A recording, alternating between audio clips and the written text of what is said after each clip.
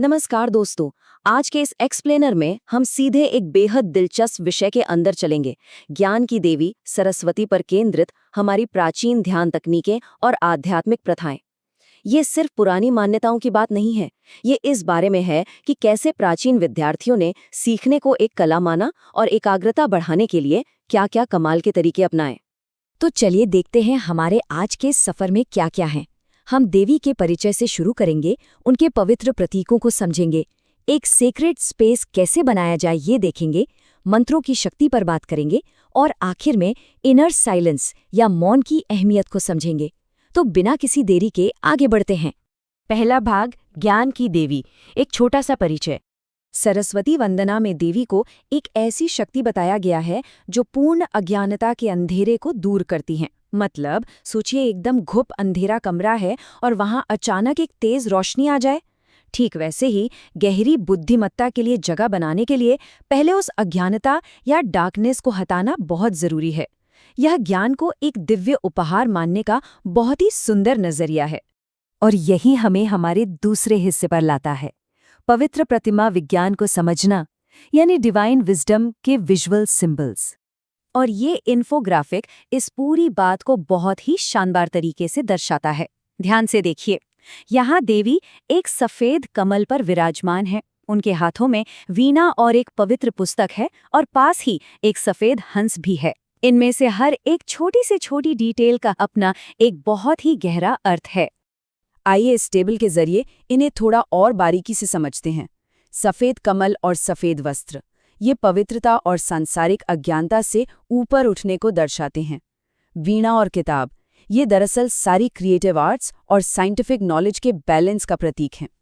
और वो सफेद हंस, वो दर्शाता है शाश्वत और क्षणिक, यानी जो हमेशा रहेगा और जो टेम्पररी है, उसके बीच फर्क करने की शक्ति को। है ना कमाल की बात कि कैसे एक साधारण सा भौतिक प्रतीक इतनी गहरी फिलॉसफी को दर्शाता है। अब जरा इस तुलना को देखिए, एक तरफ है विद्या और बुद्धि और दूसरी तरफ है मेधा। ये समझना बहुत जरूरी है दोस्तों। सिर्फ इन्फॉर्मेशन इकट्ठा करना या फैक्ट्स को याद कर लेना एक बात है, लेकिन मेधा वो असली समझ या विजडम है जो उस नॉलेज को सही दिशा देती है। ये प्रथाएं हमें सिर्फ डेटा कलेक्ट करना नहीं, बल्कि सच को सही मायने में परखना सिखाती हैं। अब आते हैं तीसरे हिस्से पर, एक पवित्र स्थान बनाना, यानी आंतरिक ध्यान के लिए अपनी बाहरी दुनिया को तैयार करना। इस क्लीन डेस्क वाली तस्वीर को देखिए। जब हमारे आसपास का माहौल शांत होता है, बिना किसी कबाड़ या बिखरी हुई चीज़ों के, तो उसका सीधा असर हमारे दिमाग के क्लैरिटी पर पड़ता है। ये एकाग्रता की ओर बढ़ने का सबसे बेसिक लेकिन सबसे ज़रूरी प्रैक्टिकल कदम है। एक पवित्र स्टडी एरिया में क्या-क्या होना चाहिए? एक सफ़ेद कपड़ा, कुछ ताज़े फूल, देवी सरस्वती की एक छोटी सी तस्वीर या मूर्ति और बहुत ही सम्मान के साथ रखी गई किताबें और स्टेशनरी। ये छोटी छोटी चीज़ें मिलकर एक ऐसी पॉजिटिव एनर्जी बनाती हैं जो पढ़ाई के प्रति एक गहरा आदर पैदा करती है। इस तस्वीर में उन जलते हुए दियों पर गौर कीजिए। किताबें खोलने से पहले सफ़ेद फूल या चावल चढ़ाना और अनुशासन के लिए प्रार्थना करना, ये सिर्फ रस्में नहीं हैं। दिया जलाना अज्ञान के अंधेरे को मिटाने और एक फोकस स्टडी सेशन शुरू करने का बहुत ही पावरफुल इशारा है। वैसे यहाँ सफ़ेद रंग और वक्त दोनों का ही बड़ा महत्व है। सफ़ेद रंग प्योरिटी या पवित्रता का प्रतीक है और इस काम के लिए खास तौर पर गुरुवार या वसंत पंचमी के दिन घी का दिया या मोमबत्ती जलाना बेहद शुभ माना जाता है। ये चीज़ें बताती हैं कि इन प्राचीन प्रथाओं का स्ट्रक्चर कितना डिटेल्ड और सोच समझकर बनाया गया है। चलिए अब बढ़ते हैं चौथे हिस्से की तरफ, मंत्रों की शक्ति। पढ़ाई में फोकस के लिए सेक्रेड साउंड्स यानी पवित्र ध्वनियाँ। तो सबसे क्रूशल पॉइंट ये बीज मंत्र है, ओम ऐं सरस्वत्यै नमः। ये एक फाउंडेशनल साउंड है। देवी को नमन करने और एकाग्रता बनाने के लिए इसे रोजाना 11 या 108 बार जपा जाता है। ये बार बार रिपीट होने वाली ध्वनि एक एंकर की तरह काम करती है, जो भटकते हुए दिमाग को वापस पढ़ाई पर ले आती है। और इन ध्वनियों की डेली प्रैक्टिस के फायदे भी बहुत ठोस हैं, जैसे कंसंट्रेशन का बेहतर होना, मेमोरी पावर का बढ़ना, मेंटल क्लैरिटी और पढ़ाई शुरू करने से ठीक पहले एक अजीब सी शांति मिलना। ये सच में दिमाग को ट्यून करने का एक जबरदस्त टूल है।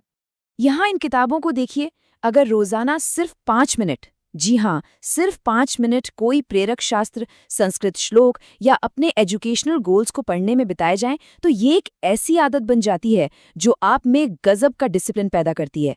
किसी भी लंबी एकेडमिक यात्रा के लिए ये बहुत ज़रूरी है। और अब हमारा 5वां और आखिरी हिस्सा, सकारात्मक विचार और आंतरिक मौन। अल्टीमेट फोकस के लिए अपने मन को तैयार करना। जरा इस पावरफुल स्टूडेंट एफर्मेशन को सुनिए। मुझे ज्ञान द्वारा निर्देशित किया जाता है, विद्या का आशीर्वाद प्राप्त है और मैं महानता प्राप्त करने में सक्षम हूँ।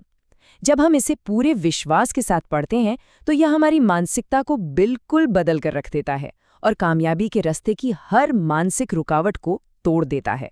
यहाँ डेली लिखे जाने वाले अफर्मेशंस की कुछ बेहतरीन एग्जाम्पल्स हैं, जैसे ज्ञान हर दिन सहजता से मेरे पास आता है या मेरा मन शांत, तेज और शक्तिशाली है। इन बातों को लगातार लिखने से पॉजिटिविटी एक फिजिकल फॉर्म लेने लगती है।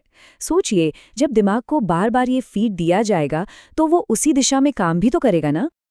अब इस स्लाइड में जो सबसे दिलचस्प बात है वो ये शांत छायाचित्र या सिलुएट है।